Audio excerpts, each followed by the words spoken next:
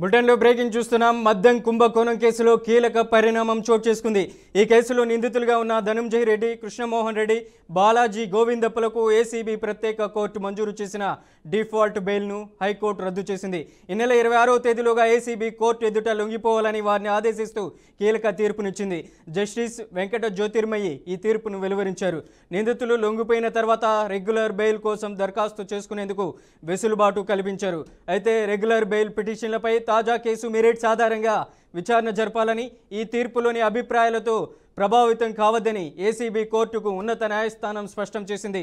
తొలుత 24వ తేదీలోగా లొంగిపోవాలని ఆదేశించిన నిందితుల తరపు న్యాయవాదుల అభ్యర్థనతో గడువును 26వ తేదీకి పొడిగించారు.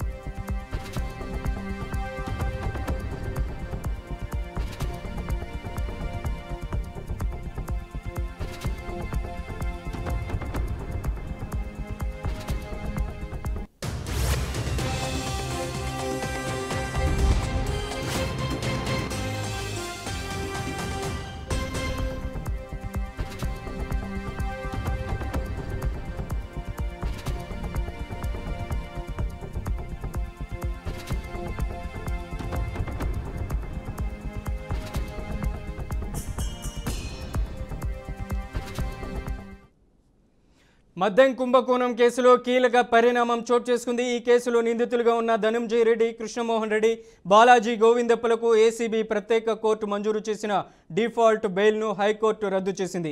ఈ నెల 26వ తేదీలోగా ఏసీబీ కోర్టు ఎదుట లొంగిపోవాలని వారిని ఆదేశిస్తూ కీలక తీర్పునిచ్చింది. జస్టిస్ వెంకట జ్యోతిర్మయి ఈ తీర్పును వెలువరించారు. నిందితులు లొంగిపోయిన తర్వాత రెగ్యులర్ బెయిల్ కోసం దరఖాస్తు చేసుకునేందుకు వెసులుబాటు కల్పించారు. అయితే రెగ్యులర్ బెయిల్ పిటిషన్లపై తాజా కేసు మెరిట్స్ ఆధారంగా విచారణ జరపాలని, ఈ తీర్పులోని అభిప్రాయాలతో ప్రభావితం కావద్దని ఏసీబీ కోర్టుకు ఉన్నత న్యాయస్థానం స్పష్టం చేసింది.